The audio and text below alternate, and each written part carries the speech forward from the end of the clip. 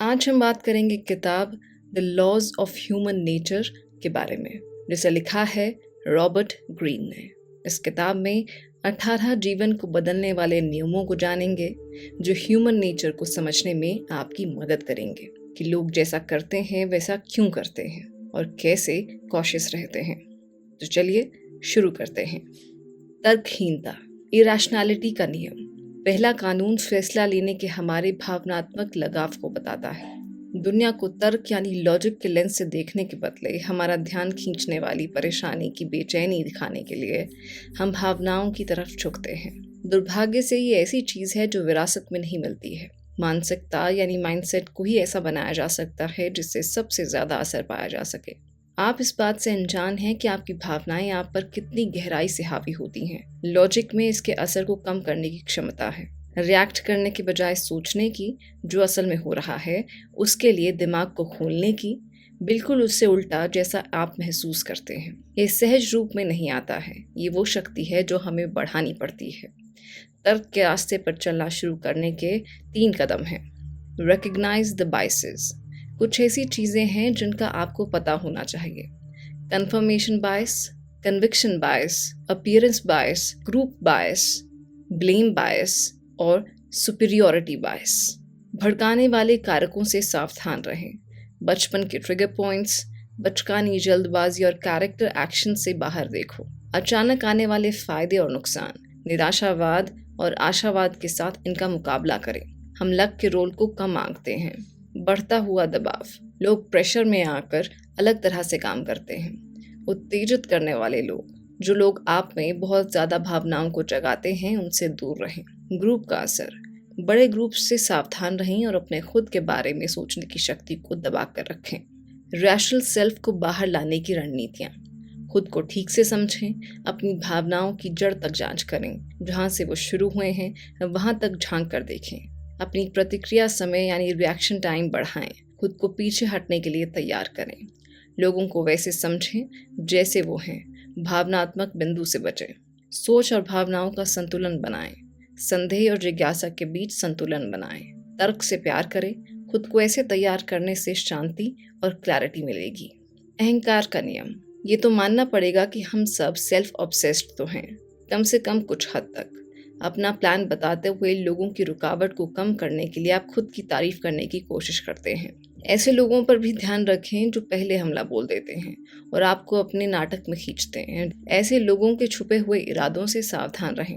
Narcissist spectrum, हमें अपने खुद के स्वभाव के लिए सच्चा होना चाहिए और उसे नकारना नहीं चाहिए। हम सब आत्ममुक्त हैं।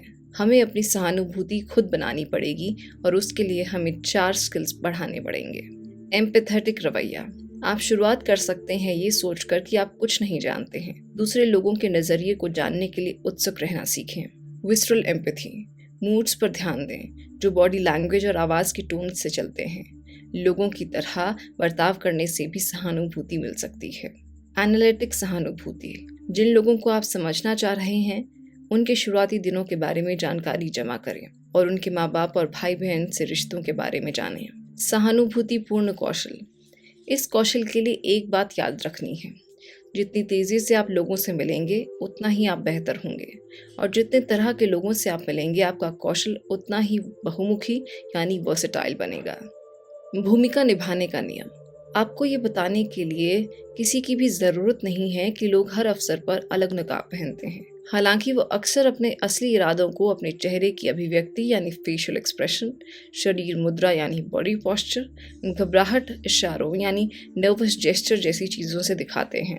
इन इनसिक्योरिटीज़ का पता लगाने के लिए आपको उनसे एक कदम आगे रहना पड़ेगा।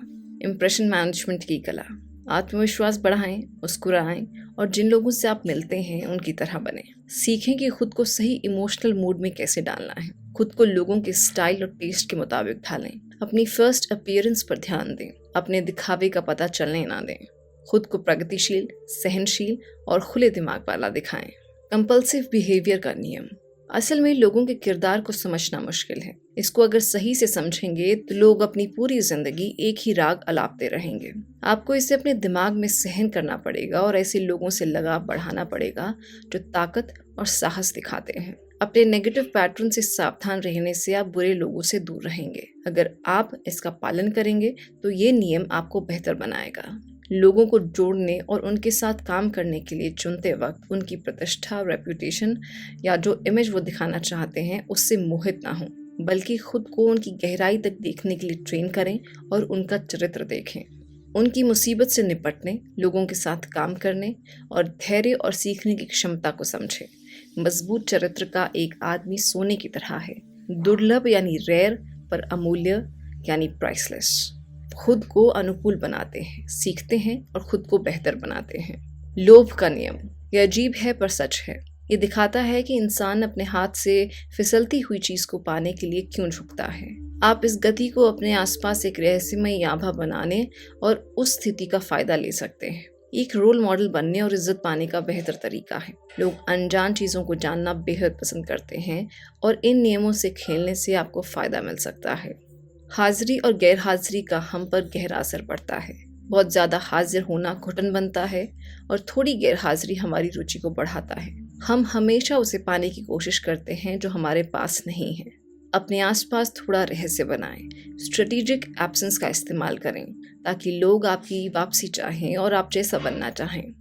लोगों को दिखाएं कि वो ज़िंदगी में क्या खो रहे हैं और उन्हें क्या करना है, और वो उस चाहत से दीवाने हो जाएंगे। आज किताब के इस हिस्से तक ही बात करेंगे। जल्द मुलाकात होगी एक नई वीडियो के साथ।